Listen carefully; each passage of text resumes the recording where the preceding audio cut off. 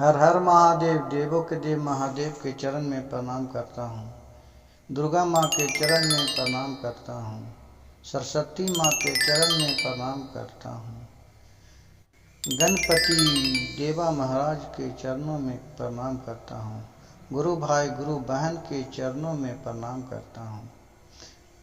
गुरु भाई गुरु बहन, एक गांव में एक माँ, एक बेटा और एक पुतोह, तीनों व्यक्ति रहती थी एक ही घर में। लेकिन पुतोह और सास का बनाव नहीं रहता था। दिन प्रतिदिन पुतोह सास के बात नहीं मानती थी और सास और पुतोह में रोज रोज झगड़ा दंगा फसाद होते रहती थी। अब एक दिन उसका पुतोह ने सोचा कि अब मेरी सास ऐसे नहीं मानेगी, अब इसको जान ही मार दो। लेकिन ऐसे मारेंगे तो सबको जान जाएगा और मैं फंस जाऊंगी। उन्होंने एक जुगाड़ बनाई। कही अपनी सासू माँ से कि माँ, मैं मैके जा रहा हूँ और 2-4 दिन में आऊँगा। सास बोली, हाँ हाँ बहू जाओ, क्योंकि सास और पुतोह से तो पटता नहीं था। सास सोचती थी कि जितना जल्दी चल जाए, 2-4 दिन दूर ही रहे, ठीक रहेगा। वो अपने मैके गई। वहाँ एक वैद्य जी से जाके मिले और बोले, हे वैद्य जी, हमारे सास बहुत ही लड़ते रहती है, कोई ऐसा दवा दीजिए कि जिससे मेरे सास मर जाए।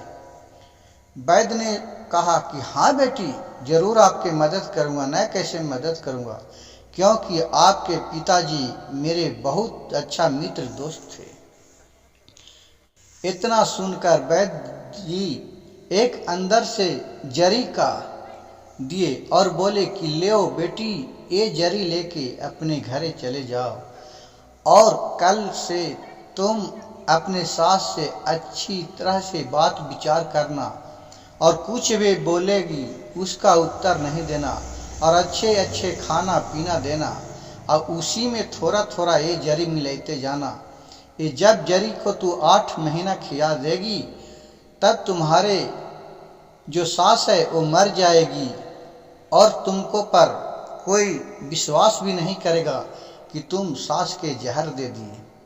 पुतोह इतना बात सुन के वैद्य जी से के हाथ से जहर लिया और चल आया। अब अपने घर में आया और सास कुछ भी बोलती थी तो बहू जवाब नहीं देती थी और अच्छे अच्छे खाना बनाती थी और खिलाती थी और थोड़ा थोड़ा जरी उसको में खाना में ना के उसको खेले जाती थी। और जितना भी बात बोली लेकिन कुछ भी पुतोह उसका जवाब नहीं देती थी। कुछ दिन बीतने के बाद 4 महीना बीत गया।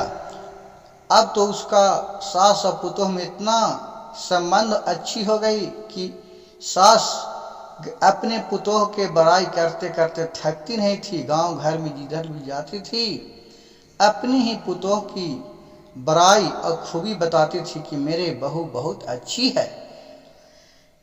और इतना सुन के और उसका पुतोह एक दिन सोचा कि अब 6 महीना हो गया है, अब 2 महीना के बाद तो मेरी सासू माँ मर जाएगी।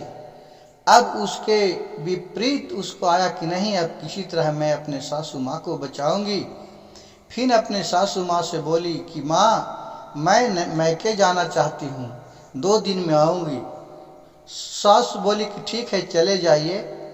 फिर मैके गई और वहाँ से उसी वैद्य ही गया और बोली, हे वैद्य जी, अब मैं अपने सास के मारना नहीं चाहती हूँ, जो जरी दिए विष का जहर उसको काटने के लिए कोई दवा दे दीजिए।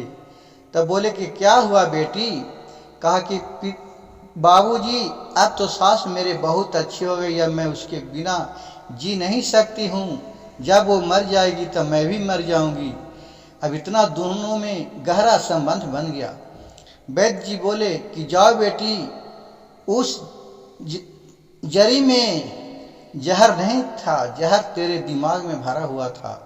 उसमें तो मैं विटामिन दिया कि तुम्हारे सास अच्छी तरह रहे और अच्छा जिंदगी व्यतीत करे और पौष्टिक आधार दिए थे। जाओ, जहर तो तुम्हारे दिमाग में बैठा हुआ था जो निकल गया, और तुम्हारे सास को कुछ नहीं आएगा, उसमें पौष्टिक आहार था। उतना सुन के और फिर वो वैद्य जी से अपने घर आए और तीनों को अच्छे रहने लगे और भोलेनाथ के तीनों बैठ के प्रार्थना करने लगे, क्योंकि सब महादेव का ही प्रभु देन है। गुरु भाई गुरु बहन, इस कहानी से हमको यह सुझाव मिलता है कि अपने बुराई को कोई नहीं प्रकट करके और दूसरे के बुराई के ऊपर नजर डालते हैं। जिस तरह ने पुतोह अपने बुराई पर नहीं ध्यान दिया और सास के बुराई को परखले चल रही थी, जब उसका अपने बुराई पर ध्यान आया तो उनके शिव गुरु को ध्यान आया। हर हर महादेव, घर घर महादेव। अगर मेरा वीडियो अच्छा लगे तो मेरे चैनल को सब्सक्राइब कीजिएगा, लाइक कीजिएगा और शेयर कीजिएगा।